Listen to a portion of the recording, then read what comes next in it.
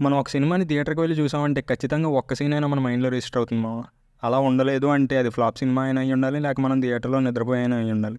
కానీ ఒక్క సీన్ మాత్రం పడుకున్న ఆడియన్స్ నుండి చూస్తున్న ఆడియన్స్ అందరినీ ఒక్కసారిగా షాక్ అయ్యేలా చేస్తాయి. ఇంకా ఒక్క సీన్ ఇచ్చిన హైతో మొత్తం మూవీ అంతా మారిపోద్ది మామ. అలాంటి సీన్స్ చాలా రేర్‌గా ఉంటాయి గానీ అవి ఏ మూవీలో అయినా ఉంటే మాత్రం మూవీ చూసిన అందరికీ నచ్చేస్తాయి. సో ఈ వీడియోలో అలాంటి తోపు సీన్స్ గురించి డిస్కస్ చేసుకుందాం. వీడియో స్టార్ట్ చేయడానికంటే ముందు చిన్న రిక్వెస్ట్ ఏంటి అంటే వీడియోని లాస్ట్ వరకు చూడండి మామ. మీరు చూస్తారని ఆశిస్తే ఇంక వీడియో స్టార్ట్ చేద్దాం.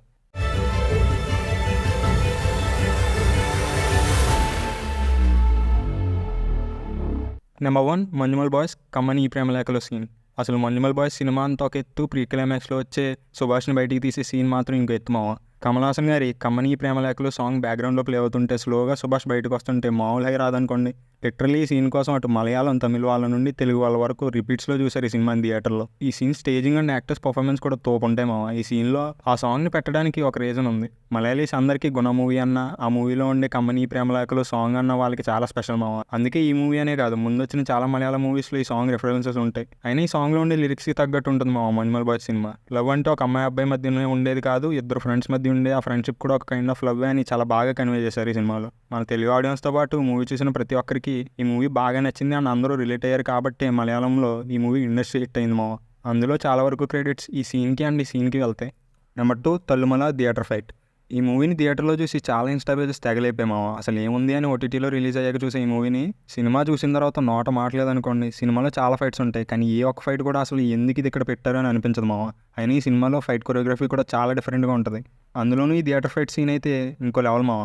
ఈ సీన్ బిల్డింగ్ కూడా చాలా బాగుంటుంది. హీరో హీరోయిన్ని చూద్దామని హీరో వాళ్ళ థియేటర్కే వెళ్తాడు. హీరోతో తన ఫ్రెండ్స్ కూడా ఉంటారు. అప్పుడు హీరో గ్యాంగ్ వాళ్ళు ముందుగా గొడవ పడిన ఒకడు వాళ్ళ గ్యాంగ్తో థియేటర్కి వస్తాడు. అప్పుడు హీరో గ్యాంగ్కి అండ్ ఆపోజిట్ గ్యాంగ్కి మధ్య ఫైట్. ఈ సీన్లో విక్రమ్ మీద బీజియం.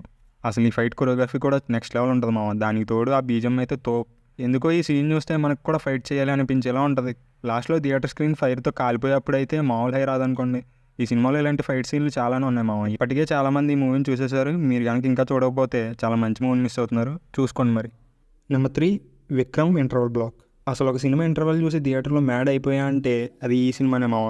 అసలు ఈ సీన్ని లోకేష్ కనగరాజ్ ఏమనుకుని డైరెక్ట్ చేశాడు కానీ అటు ఫ్యాన్స్కి ఇటు ఆడియన్స్కి పిచ్చ హైప్ ఇచ్చింది. చూస్తున్న ఆడియన్స్కి ముందే తెలుసు ఆ మాస్క్లో ఉంది కమల్ హాసనే అని. అటు అమర్ కర్ణన్ని చేస్తూ ఉంటాడు. ఇటు సంధానం డ్రగ్ డోస్ తీసుకుని మాస్కింగ్ వాళ్ళని చిత్తుగా కొడుతూ ఉంటాడు. అటు సైడ్ ఏమో విక్రమ్ ఫేస్ రివీల్ చేసి సంధానం అని కొంతమందిని తినేస్తా అని సైన్స్తో చెప్పడం. అండ్ ఫస్ట్ హాఫ్లోనే కమల్ హాసన్ గారి ఫస్ట్ డైలాగ్ ఇక మొదలెడదాము. ఇదంతా అయ్యాక మనం తెగ యూస్ చేస్తున్నాం once upon a time there lived a ghost. ఈ డైలాగే తోపంటే ఈ డైలాగ్ అయిన తర్వాత కమల్ హాసన్ గారు చూయింగం తింటూ బైక్ మీద వెళ్తారు చూడండి, అది ఇంకో హై మావ. చెప్తుంటేనే గూస్ బంప్స్ వస్తున్నాయి అనుకోండి. నేను కొంచెం ఓవర్ చేసి చెప్పాను మీరు అనుకోవచ్చు కానీ ఈ సీన్ అప్పుడు చూసి ఇదే ఫీల్ అయ్యామావ నేను. ఇలాంటి సీన్లు విక్రమ్ సినిమాలో కుప్పలు దెప్పలుగా ఉంటాయి. బట్ అప్పటికీ విక్రమ్ మూవీ ఇంటర్వల్ మాత్రం ద బెస్ట్ ఇంటర్వల్ మావ. Number 4 Spyder interrogation scene. ఏంటి మావ ఏం మాట్లాడుతున్నావు అని మీకు అనిపించవచ్చు కానీ ఈ సీన్లో ఎస్జే సూర్య పర్ఫార్మెన్స్ కానీ డైలాగ్స్ కానీ స్టేజింగ్ కానీ నెక్స్ట్ లెవెల్ ఉంటాయి మావ.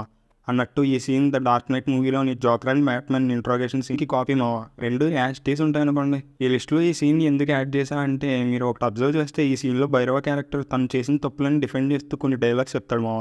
అవి విన్నాక మనం కూడా కన్విన్స్ అయిపోయిన ఫీలింగ్ వస్తుంది. లిటరల్లీ తను చేసినవన్నీ ఒక నిమిషం పాటు మనకి కరెక్ట్ ఏమో అని అనిపిస్తాయి తను చెప్పిన లాజిక్స్ వల్ల. అండ్ ఆపోజిట్లో బాబ్ యాక్టింగ్ కూడా చాలా సెటిల్డ్గా మెచ్యూర్డ్గా ఉంటుంది మావ. ఇలాంటి మంచి సీన్లు కొన్ని ఉన్నాయేమో ఈ సినిమాలో, అందులో ఈ సీన్ ఒకటే. అండ్ ఎస్జే సూర్య పర్ఫార్మెన్స్ అయితే పీక్స్. అసలు ఈ మూవీ ఫ్లాప్ అవ్వడానికి కూడా అదే రీజన్. హీరో కంటే విలన్ క్యారెక్టర్ మూవీని బాగా డామినేట్ చేస్తుంది. ఒక టైంలో హీరో ఏదో సైడ్ క్యారెక్టర్లా కూడా అనిపిస్తాడు మావ. మేబీ ఈ ఇంట్రోగేషన్ సీన్ ఉన్నట్టే మూవీ కూడా ఉండుంటే అండ్ సినిమాపై ఎక్స్పెక్టేషన్స్ కూడా కొంచెం లో ఉండుంటే ఈ స్పైడర్ సినిమా ఒక డీసెంట్ ఫిల్మ్ అయ్యేది మావ. Number 5 Dasara Nambi head cut. ఈ సీన్కి సంబంధించిన బిహైండ్ ద సీన్స్లో డైరెక్టర్ శ్రీకాంత్ అలా చాలా డీటెయిల్డ్గా పిన్ టు పిన్ ఎక్స్ప్లెయిన్ చేయడం చూసుంటారు మావ మీరు. అంత డీటెయిల్గా ఈ సీన్ రాసుకున్నందుకు ఏమో ఈ సీన్ సినిమాలో నెక్స్ట్ లెవెల్ ఉంటుంది మావ. అంత ముందు వరకు జరిగిన ఫైటే ఒక రేంజ్ అనుకుంటే ఇంకంతా అయిపోయింది అనుకున్న టైంలో పోలీసులు ఇంకా ధరణిని తీసుకెళ్ళిపోయారు అన్న టైంలోనే ఫైర్ నుండి ధరణి సడన్గా ఎంట్రీ ఇచ్చి నంబి తలని కట్ చేస్తాడు. నంబి రియలైజ్ అయ్యే లోపే. పర్టికులర్గా ఈ సీన్ ఎందుకు మెన్షన్ చేశామంటే అరే హీరో విలన్ని చంపలేదే, ఇప్పుడు హీరో కనుక జైలుకి వెళ్తే ఆ చిన్న నంబి హీరోయిన్ని వదలడు అన్న క్వశ్చన్ క్యూరియాసిటీ లాంటి పీక్స్లో ఉన్న టైంలో జరుగుతుంది మా ఈ సీన్. మరి అలాంటి డౌట్స్కి ఒక ఆన్సర్లో కూడా ఉంటుంది. అండ్ ఇంకోటి ఏంటి అంటే ఈ సీన్లో నాని అన్న పర్ఫార్మెన్స్ అయితే పీక్స్ మావ. అసలు నానిని ఎప్పుడు ఆ రేంజ్లో చూడలేదు మావ. అండ్ కీర్తి సురేష్ అయితే జస్ట్ ఒక స్మైల్తోనే కన్వే చేస్తుంది తన ఫీలింగ్స్ అన్ని. సంతోష్ నారాయణన్ బీజిఎం కూడా తోపుంటుంది మామ. మరి ఇన్ని మంచి విషయాలు ఉన్న ఈ సీన్ని మెన్షన్ చేయాలిగా. Number 6 RRR NTR scene. RRR మూవీలో ఎన్టీఆర్ అండ్ రామ్ చరణ్ ఇద్దరు నెక్స్ట్ లెవెల్లో పర్ఫామ్ చేశారు మామ, అందులో ఏ డౌట్ లేదు. మెయిన్లీ ఎన్టీఆర్ అన్న ఒక సీన్లో అయితే జస్ట్ ఫ్రాక్షన్ ఆఫ్ సెకండ్స్లోనే 4 ఎమోషన్స్ పైనే కన్వే చేశాడు మామ. ఆ సీనే భీమ్కి జెన్నీ తన ప్యాలెస్లో మళ్ళీ ఉంది అని చెప్పినప్పుడు. ఆ మాట విన్నంటనే ఎన్టీఆర్ అన్న జస్ట్ కొన్ని సెకండ్స్లోనే మళ్ళీ బతుకుంది అన్న హ్యాపీనెస్ని, ఏం చేయలేకపోతున్నాడు అన్న కోపాన్ని, ఎన్ని కష్టాలు మళ్ళీ పడుతుందో అన్న బాధని, అండ్ తనని ఎలా అన్నా బయటికి తీసుకురావాలి అన్న కసిని చాలా ఈజీగా కన్వే చేశాడు మామ జూనియర్ ఎన్టీఆర్ అన్న. ఇలాంటి సీన్లు చూసినప్పుడు అనిపిస్తుంది మామ జూనియర్ ఎన్టీఆర్ అన్న బెస్ట్ యాక్టర్ అని. ఈ సీన్ చూసి అలా ఎలా అని మీకు అనిపించవచ్చు, కానీ ఇది నిజం మామ. ఇలాంటి తోపు సీన్లు RRRలో చాలానే ఉన్నాయి, కానీ ఈ లిస్ట్ని ఇక్కడితో ఎండ్ చేస్తున్నాం మామ, ఎందుకంటే ఈ వీడియోకి సీక్వెల్ కూడా ఉంది.